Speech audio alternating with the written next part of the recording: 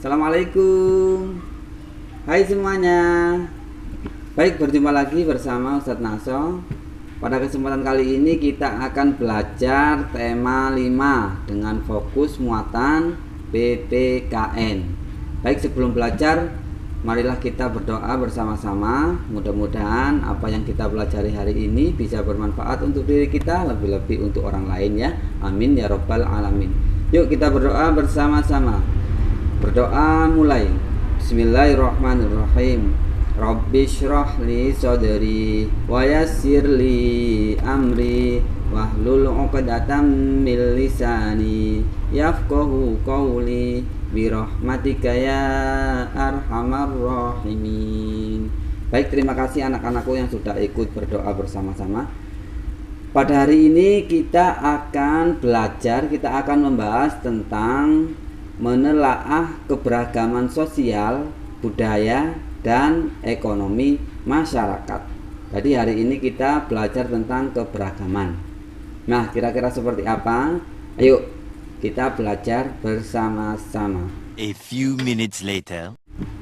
Nah, sekarang kita belajar tentang pengertian dari keberagaman itu sendiri.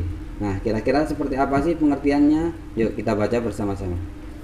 Dikutip dari situs resmi Kementerian Pendidikan dan Kebudayaan Republik Indonesia, pengertian keberagaman adalah suatu kondisi dalam masyarakat yang terdapat banyak perbedaan dalam berbagai bidang.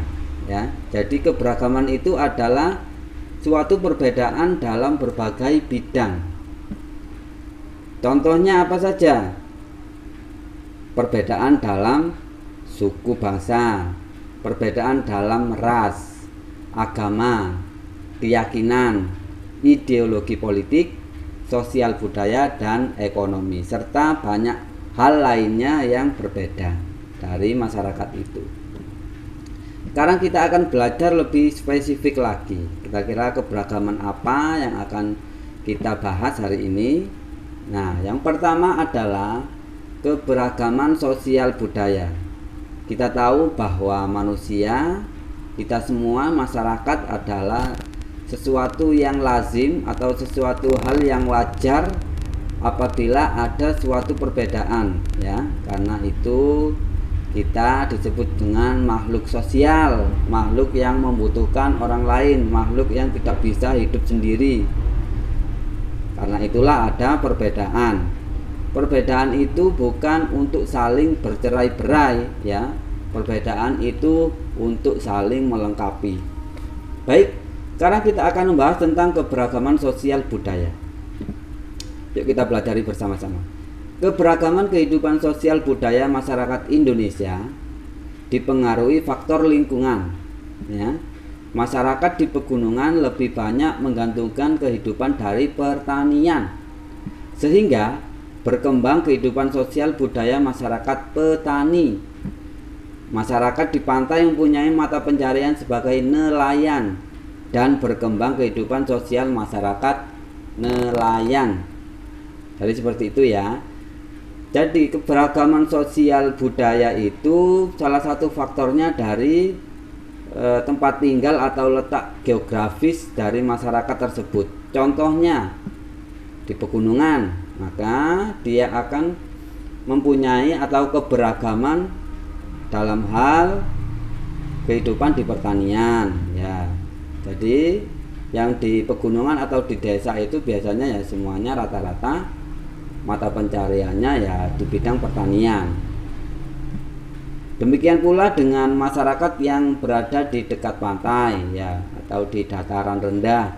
Nah, itu juga biasanya ya mata pencahariannya adalah sebagai seorang yang apa? Nelayan ya, yang mencari ikan di laut dan lain sebagainya. Itu merupakan sebagai keberagaman sosial budaya.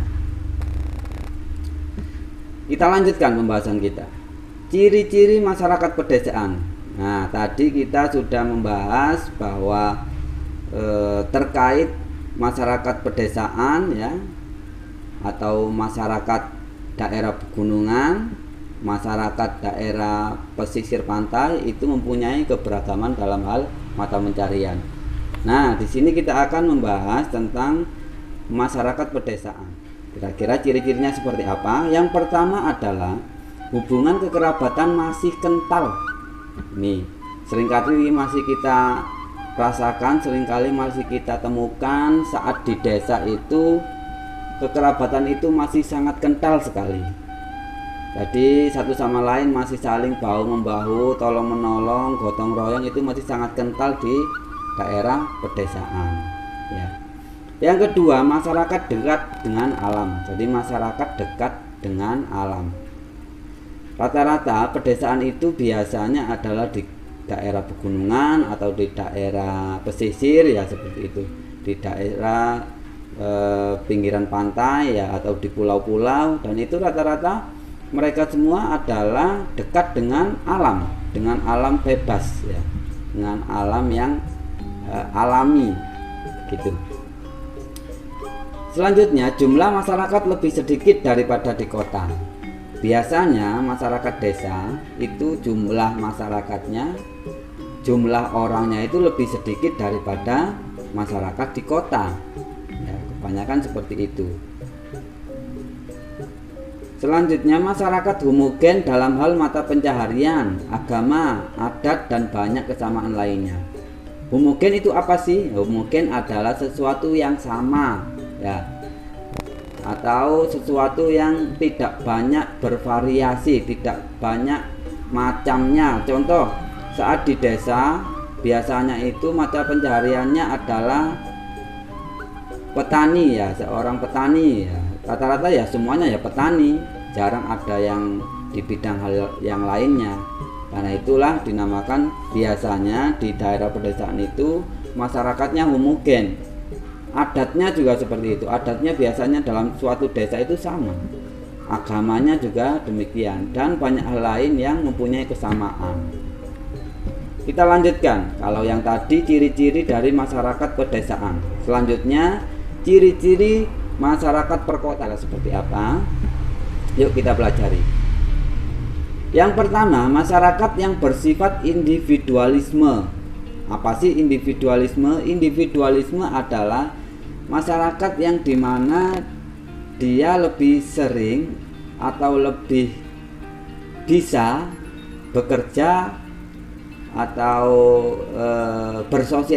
bersosialisasi sendiri.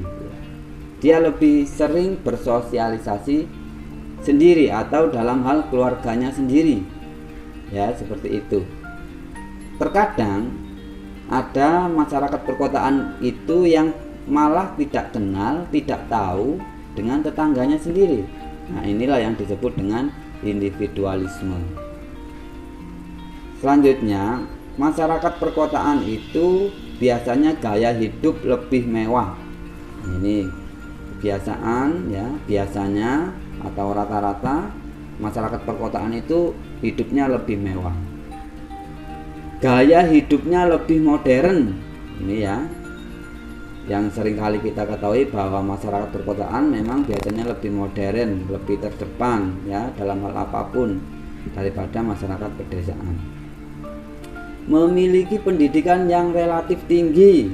Jadi masyarakat perkotaan itu biasanya pendidikannya di atas atau lebih tinggi daripada masyarakat pedesaan. Tetapi bukan berarti masyarakat pedesaan itu pendidikan semuanya rendah. Ya. Tidak seperti itu. Ada juga yang masyarakat pedesaan itu pendidikannya tinggi, tetapi dalam jumlah yang terbatas. Tidak seperti di kota. Kalau di kota itu biasanya hampir semuanya itu pendidikannya sudah tinggi, minimal sudah menempuh di universitas ya, sudah sarjana, itu minimal seperti itu. Tidak memiliki ikatan yang baik dengan kebudayaan dan adat istiadat. Ini masyarakat perkotaan kadang sudah tidak mengenal lagi adat istiadat atau adat nenek moyangnya, kadang sudah tidak mengetahui atau tidak menjalankan ya, karena adat istiadat di perkotaan sudah tidak kental, tidak seperti di masyarakat pedesaan.